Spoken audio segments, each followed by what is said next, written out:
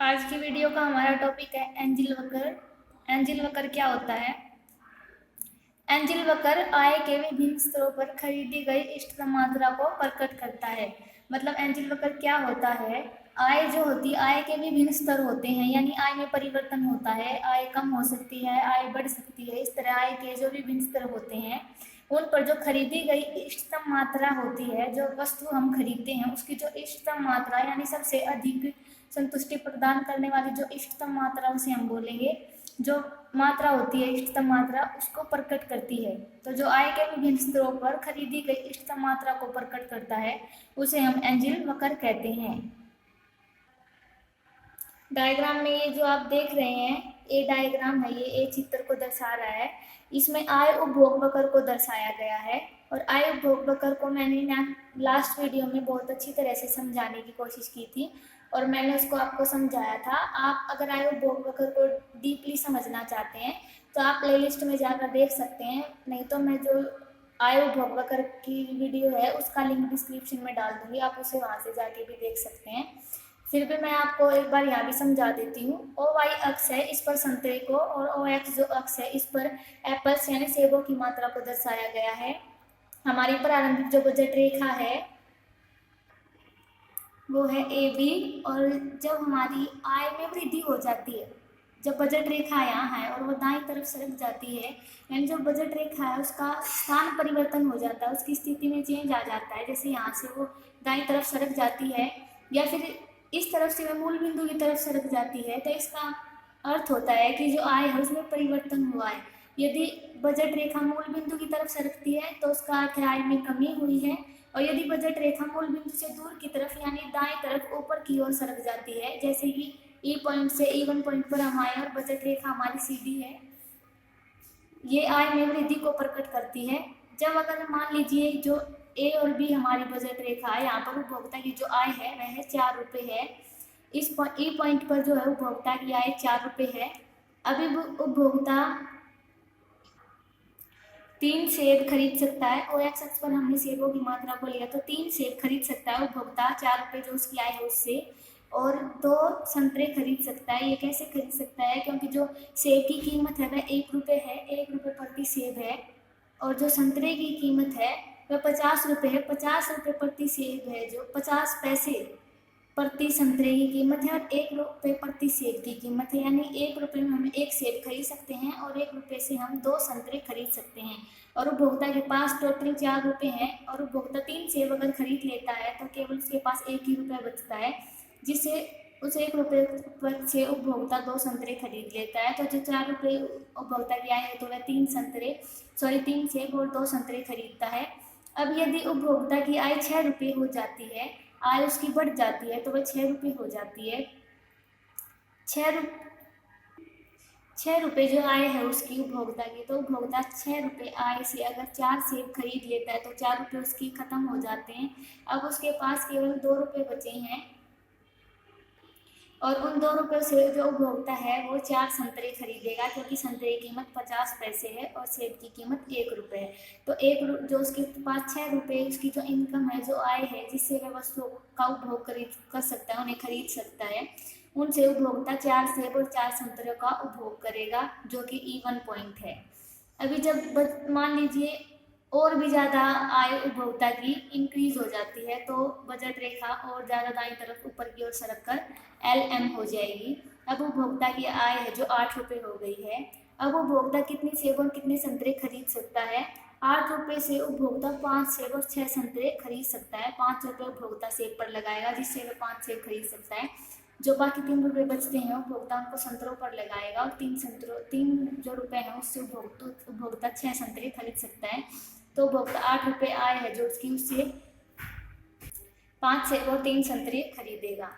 प्रारंभिक जो हमारी बजट रेखा है AB, इस पर उपभोक्ता 3 सेब और 2 संतरे खरीद रहा है, उसका उनका उपभोग कर रहा है। यहाँ पर हम तटस्थावक्र बनाएंगे और उपभोक्ता तटस्थावक्र जो है संतुलन में उपभोक्ता उस पॉइंट पर होता है, मैं पहले भी बता चुकी हूँ, उपभोक्ता उस पॉइंट पर संतुलन में होगा जहाँ पर जो बजट रेखा है वह तटस्थावक्र को स्पर्श करती है।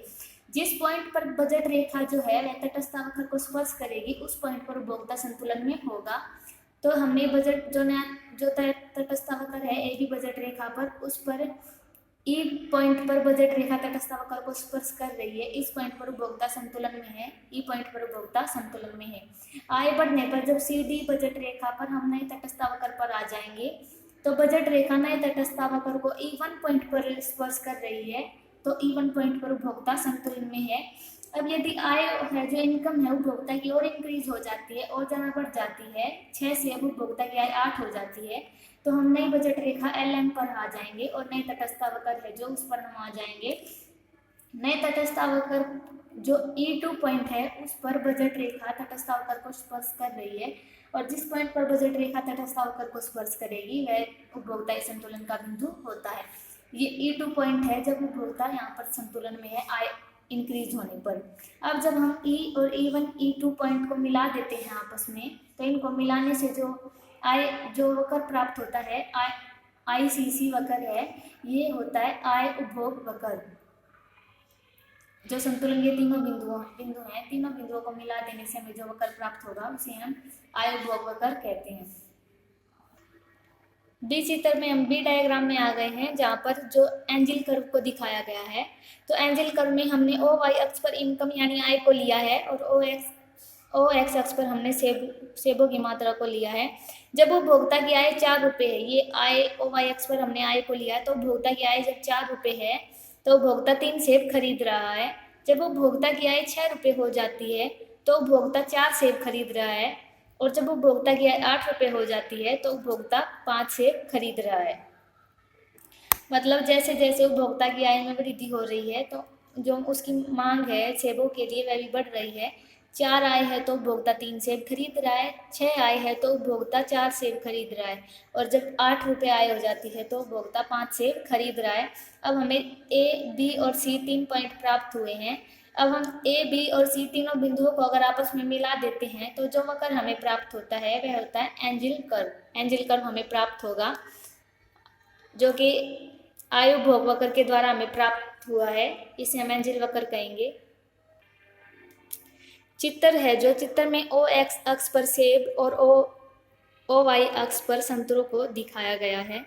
OX जो अक्ष है उस पर हमने सेबों को, और OY अक्ष पर हमने संतरों को दिखाया है। डायग्राम A है, उसमें जो है OX अक्ष पर हमने सेबों, और OY अक्ष है जो उस पर हमने संतरों को दिखाया है। डायग्राम B में हमने OY अक्ष पर इनकम और OX अक्ष पर सेबों की मात्रा को दिखाया है। एक सेब की कीमत 1 रुपये है, संतरे की कीमत 50 पैसे है। ये हम डायग्राम 1 की बात कर रहे हैं। इसमें जो संतरे की कीमत है वो 50 पैसे है, और जो सेबों की कीमत है वो 1 रुपये है। उपभोक्ता की आय 4 रुपये है। उपभोग वक्र जो आय उपभोग वक्र है, आय उपभोग वक्र के ई बिंदु पर उपभोक्ता 3 सेब प्लस 2 संतरे खरीद रहा है। उपभोक्ता की जो आय है वह 4 रुपये है, और 4 रुपये आय से जो उपभोक्ता है ई पॉइंट पर 3 सेब और 2 संतरों का उपभोग कर रहा है। E1 पॉइंट पर उपभोक्ता 4 सेब और 4 संतरों का उपभोग कर रहा है, और जब आय बढ़कर 8 रुपये हो जाती है तो उपभोक्ता E2 पॉइंट पर 5 सेब और 6 संतरों का उपभोग कर रहा है। E और E1 और E2 पॉइंट जो संतुलन के हमारे बिंदु हैं, तीनों को मिला देने से जो वक्र हमें प्राप्त होगा उसे हम ICC वक्र कहते हैं। यही यहाँ पर जो है एक्सप्लेनेशन जब हम देते हैं डायग्राम का, तो उसके तरीके से दिखाया गया है। ये यहाँ पर जो सेब की कीमत है वो 1 रुपये है, और संतरों की जो कीमत है 50 रुपये है। उपभोक्ता की आय है जो 4 रुपये है। उपभोक्ता वक्र के E बिंदु पर 3 सेब प्लस 2 संतरों को खरीद रहा है उपभोक्ता। E1 पॉइंट पर जो E1 जो बिंदु है उस पर उपभोक्ता की आय 6 रुपये है, और वह 4 सेब और 4 संतरों को खरीद रहा है। अब जो ICC वक्र के जो E2 पॉइंट है हमारा, E2 संतुलन का जो बिंदु है उस पर उपभोक्ता की जो आय है 8 रुपये है, और उपभोक्ता 5 सेब और 6 संतरे खरीद रहा है। वह 5 सेब किस तरीके से खरीद रहा है, 1 रुपये कीमत जो है सेब की, 1 रुपये की एक सेब की कीमत के हिसाब से उपभोक्ता 5 जो रुपये है वो सेब पर लगाकर सेब खरीद रहा है। तो उपभोक्ता की जो आय है वो कितनी इनकम बचती है, उपभोक्ता के पास 3 रुपये और बचते हैं, और 50 पैसे जो है संतरे की कीमत है, तो उपभोक्ता 3 रुपये से 6 संतरे खरीद सकता है 50 पैसे की कीमत के हिसाब से। तो E2 पॉइंट जो है हमारा, E2 पॉइंट संतुलन का जो बिंदु है उस पर उपभोक्ता 5 सेब और 6 संतरों का उपभोग कर रहा है। आय के इन स्रोतों से के अनुसार चित्र बी जो पैनल के ओ एक्स अक्ष पर 3 लंब खींचे हुए हैं, ओ वाई जो अक्ष पर हमने इनकम और ओ एक्स अक्ष पर एप्पल्स को दिखाया है। अब ये जो 3 लंब खींचे गए हैं जो कि आय उपभोग वक्र से नीचे की तरफ आ रहे हैं, ये जो 3 उपभोग वक्र ये जो लंब खींचे गए हैं, 3 लंब खींचे गए हैं, बिंदु ए पर जो 4 आय के स्तर पर वह 3 सेब खरीद रहा है। जो 4 आय है उपभोक्ता की, उस पर ये आय को दिखा रहा है, इसलिए जो उपभोक्ता की 4 आय है, रुपये आय है, तो वह 3 सेबों को खरीद रहा है। जब उपभोक्ता की आय 6 रुपये हो जाती है तो वह 4 सेब